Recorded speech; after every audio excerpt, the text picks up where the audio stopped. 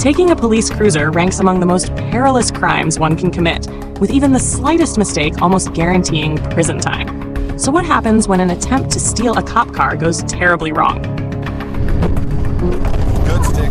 Today on SCKS, we present rare body cam footage from the handful of times this has occurred, beginning with the incident involving a man known as Mr. Sanchez in Colorado. Authorities claim he had been deliberately triggering wrecks and colliding with several other cars in the region, so they assembled a unit of officers and attempted to bring him in. 379, slowed down. Speeds of 28.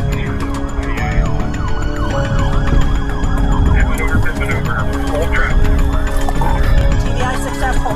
Utilizing a method known as the hit T maneuver, or the precision immobilization technique, the officers managed to rotate Sanchez's car and bring him to a complete halt. They then quickly move in to detain him, but this is nowhere near where the story concludes. Out of the vehicle! Out of the vehicle! What's going on? I got the dog right now! What the fuck? Hands behind your back! My girlfriend fucking shot at me, and I don't know what the fuck's going on. Sanchez appears visibly frightened and disoriented, even insisting he has no clue what's happening or what he did wrong. But that may offer some insight into what he does next.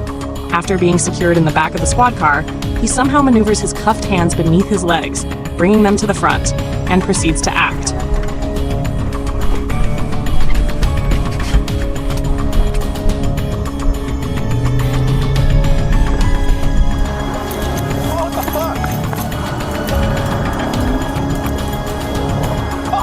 Sanchez leaps into the front seat of the police cruiser and casually takes off. For some reason, the vehicle lacked a divider between the front and rear sections, and, apparently, the keys were still in the ignition. To make matters worse, the officers had left a duty rifle on the passenger seat of his newly acquired ride, meaning he was now fleeing at high speed, armed, in a stolen squad car. I need as many sets of stop sticks set up as you can get. If you get a hold of State Patrol and find out if this individual is armed, please.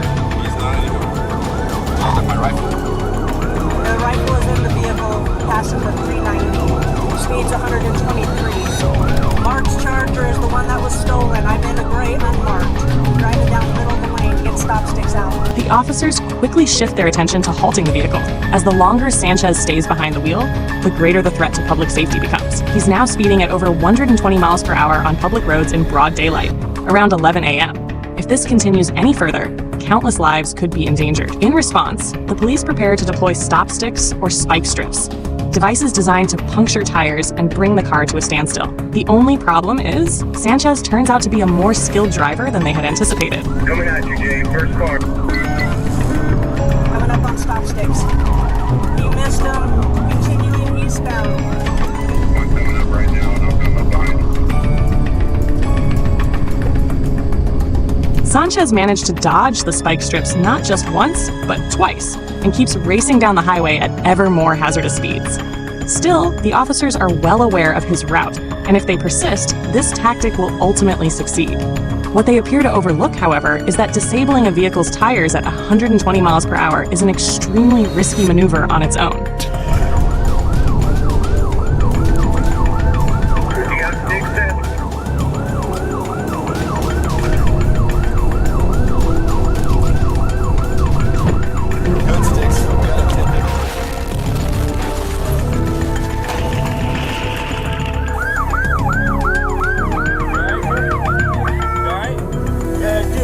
Sanchez collided with a stationary semi-truck at speeds exceeding 100 miles per hour, and after being extracted from the wreckage and transported to the hospital, he was declared deceased. Fortunately, the semi-truck driver was unharmed, and no one else was injured during the chase, though it came dangerously close. This pursuit continued far longer than it should have, but what's truly shocking is that it was even able to unfold in the first place. The same holds true for our next incident, which takes place in Oklahoma. On March 30th, 2018, a woman named Angie was behind the wheel of a vehicle that had been flagged as stolen.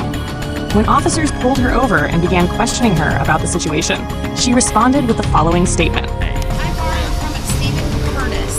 He told me that I could borrow it. I swear I did not steal his vehicle. How long has Stephen had it? He picked me up today.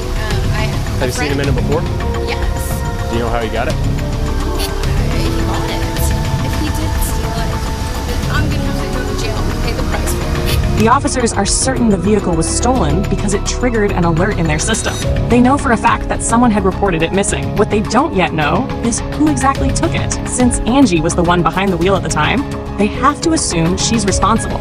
She insists the previous owner purchased it directly from a dealership, but considering her criminal history, it's reasonable to suspect she's not being entirely truthful. All right. Well, Stephen took the vehicle without permission. Okay. It was reported as stolen. Okay. So you're in possession of it. I didn't know. Not to mention your driving status is flagged. You're not even supposed to be driving, so you're going to jail. Please, I work with them on 11th and Garnett with murders and the whole prostitution thing, the Secret Service with the counterfeiting. Please, I told this officer where you can get paper tags and all that stuff. I will work with you guys. You know what? I didn't know it was stolen. Angie then claims to the officers that she's in regular communication with a captain from another police department, working as an informant, and even offers to provide details on local drug traffickers. However, that clearly doesn't justify her current actions, so the officers choose to place her in a squad car while they continue their inquiry. Strangely, though, they seat her in the front passenger side of a running patrol vehicle, something any experienced car thief would quickly take advantage of. I'll spend the rest of my shift trying, because I think this is all going to be a bunch of BS anyway. Well, what is she doing?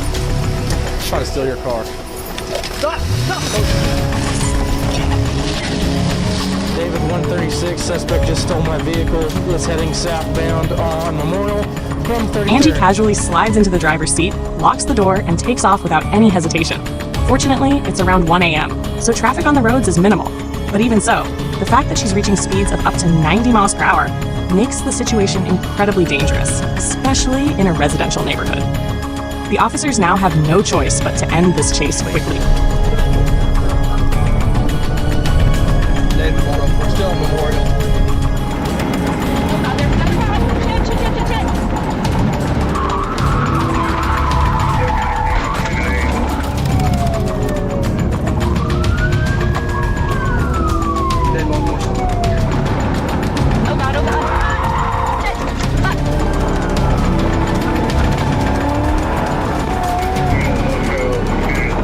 Obviously frightened by the predicament she's landed in, Angie veers off the main street and onto a narrower side road, and this ultimately proves to be her undoing.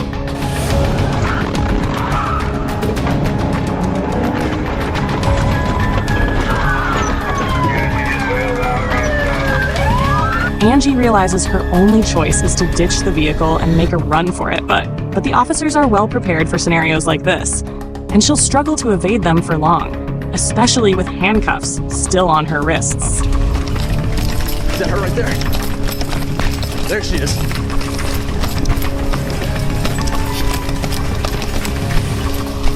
Come here now!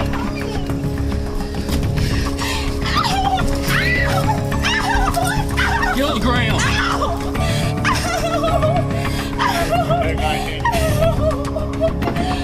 Hands over your head. Put your hands over your head. Somebody else so we can put them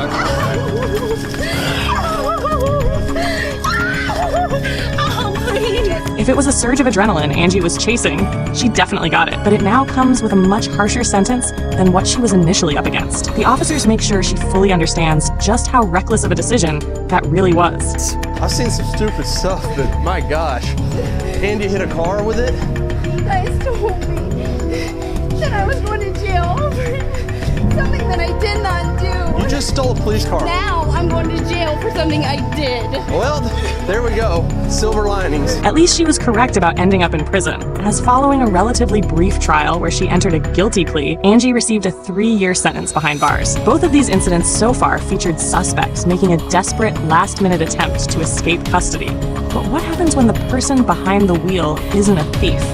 Just someone chasing a thrill. Our joyrider in this instance is a woman named Destiny, who wasn't even part of the original incident. A lone officer had responded to a roadside civil dispute involving a taxi driver allegedly taking a passenger's belongings, but out of nowhere the officer is alerted to something unusual occurring with his patrol vehicle. Once you find out who it is and go through that,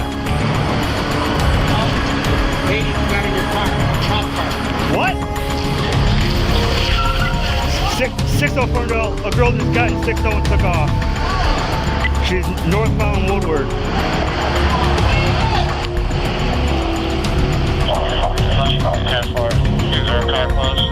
The officer is understandably stunned. He's never encountered a scenario like this before, and it's certainly not something they prepare for in training.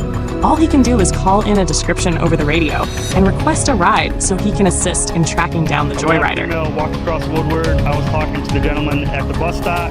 She got in the driver's seat and took off, northbound on Woodward.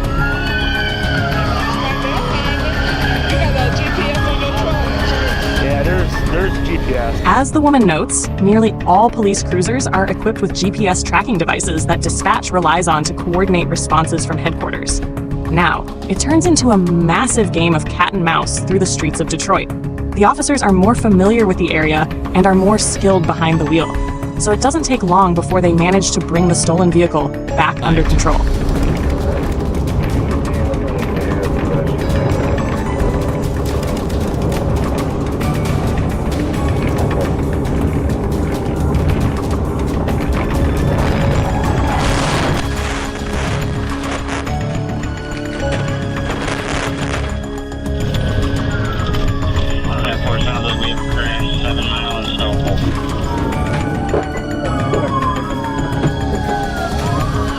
In the car still?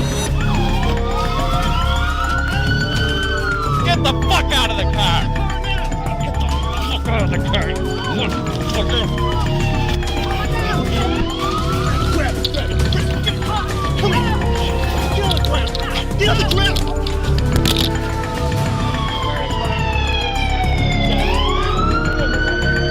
Put her on this. 12 Ferndale. You know if I gave you Do you know how many lives you just put in danger? Do you know how many people you just put in danger doing this? Unbelievable. Get up.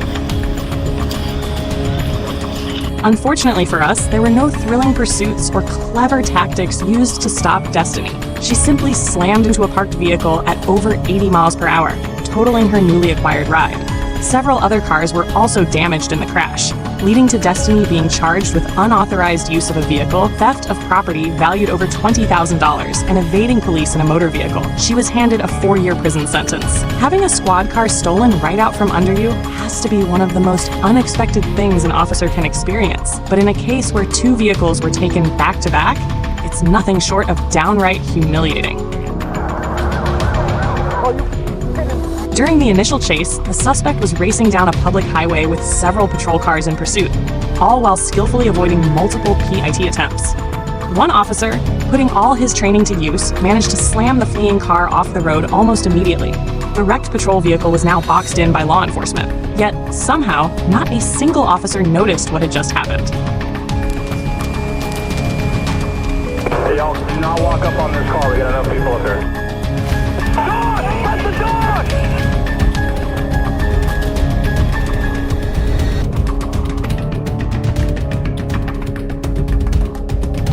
He's on the move again in a Coco K9 Explorer going north on 95. Air 1, follow that car. You got another car. Air 1's got eyes still northbound.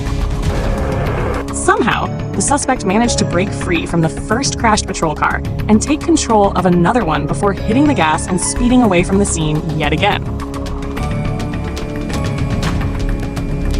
Any other vehicle dealing with them, block your doors.